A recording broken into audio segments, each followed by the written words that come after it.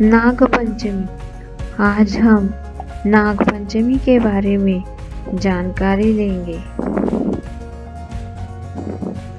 नाग पंचमी के पावन पर्व पर वाराणसी में नागकुआ नामक स्थान पर बहुत बड़ा मेला लगता है।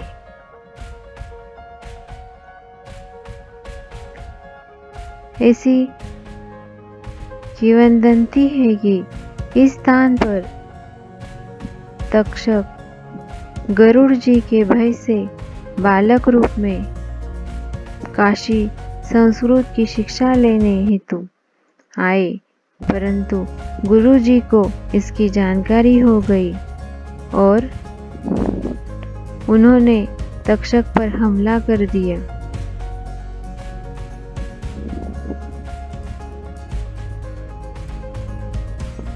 परंतु अपने गुरु जी के प्रभाव से गरुड़ ने तक्षक नाग को अभय दान कर दिया। उसी समय यहाँ नाग पंचमी के दिन नाग पूजा की जाती है।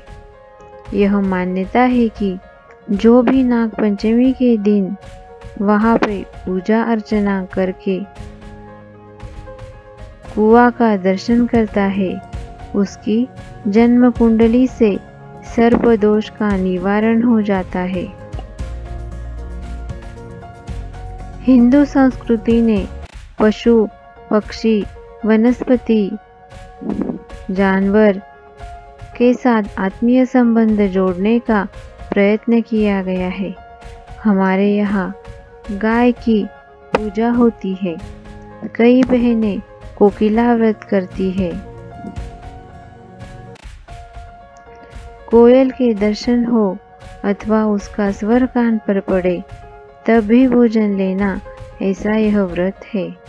हमारे यहाँ वृषभोत्सव के दिन बैल का पूजन किया जाता है। वट सावित्री जैसी व्रत में बरगद की पूजा होती है। परंतु नाग पंचमी जैसे दिन नाग का पूजन जब हम करते हैं, तब तो हमारी संस्कृति की विशेषता पराकाष्ठा पर पहुंच जाती है। भारतवर्ष में सर्प पूजन कैसे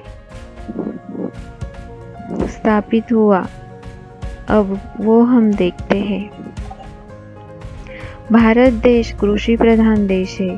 साफ खेतों का रक्षण करता है, इसलिए उसे क्षेत्रपाल कहते हैं। जीव जंतु, चूहे आदि जो फसल को नुकसान करने वाले तत्व है, उसका नाश करके साफ हमारे खेतों को हरा भरा रखता है। सांप हमें कई मुख्य संदेश भी देता है।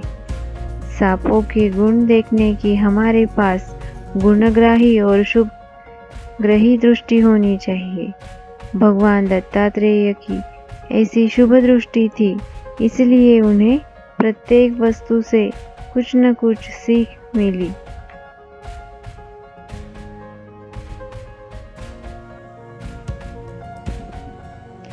सांप सामान्यतः किसी को अकारण ही नहीं काटता, उसे परेशान करने वालों को या छेड़ने वालों को ही वह डसता है। सांप भी प्रभु का सर्जन है।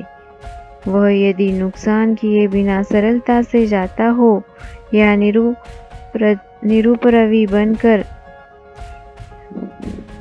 जाता हो, तो उसे मारने का हमें कोई अधिकार नहीं है। जब हम उसके प्राण लेने का प्रयत्न करते हैं, तब अपने प्राण बचाने के लिए, यह अपना जीवन टिकाने के लिए, यदि वह हमें डस देता तो उसे दुरुस्त कैसे कहा जा सकता है। हमारी प्राण लेने वालों के प्राण लेने का प्रयत्न क्या हम नहीं कर सकते? सांप को सुगंध बहुत ही भाती है। चंपा के पौधे को लिपट कर वह रहता है, या तो चंदन के वृक्ष पर निवास करता है, केवड़े के वन में भी वह फिरता रहता है। कुछ दैवी सांपों के मस्तिष्क पर मणि होती है। ये नागमणि अमूल्य होती है। हमें भी जीवन में अमूल्य वस्तुओं का मस्तिष्क पर चढ़ाना चाहिए। समाज में मुकुटमणि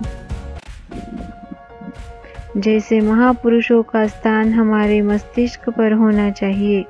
हमें प्रेम से उनकी पालकी उठानी चाहिए और उनके विचारों के अनुसार हमारे जीवन का निर्माण करने का अहर्निश प्रयत्न करना चाहिए। सभी विद्याओं में अनुरूप जो अध्यात्म विद्या है, उसके लिए हमारे जीवन में अनोखा आकर्षण होना चाहिए। आत्मविकास में सहायक न हो उस ज्ञान को ध्यान कैसे कहा जा सकता है? सांप बिल में रहता है और अधिकांशतः एकांत का सेवन करता है। इसीलिए मुमुक्षु को जनसमूह को टालना चाहिए। इस बारे में सांप का उदाहरण दिया जाता है। देव दानवों द्वारा किए गए समुद्र मंथन में साधन रूप बनकर वासुकी नाग ने दुर्जनों के लिए भी प्रभु कार्य में निमित्त बनने का मार्ग खुला कर दिया है। दुर्जन मानव भी यदि सच्चे मार्ग पर आए तो वह सांस्कृतिक कार्यों में अपना बहुत बड़ा योगदान दे सकता है और दुर्बलता सतत खटकती रहने वाले ऐसे मानव को अपने किए हुए सत्कार्य के लिए ज्यादा घमंड भी निर्माण नहीं होगा। दुर्जन भी यदि भगवत कार्य में जुट जाए तो प्रभु उसकी स्वीकार करते हैं। इस बात का समर्थन शिव ने सांप को अपने गले में रखकर व विष्णु ने शेष शयन करके किया है। इस प्रकार नागपंचमी का महत्व यहाँ पे बताया गया है।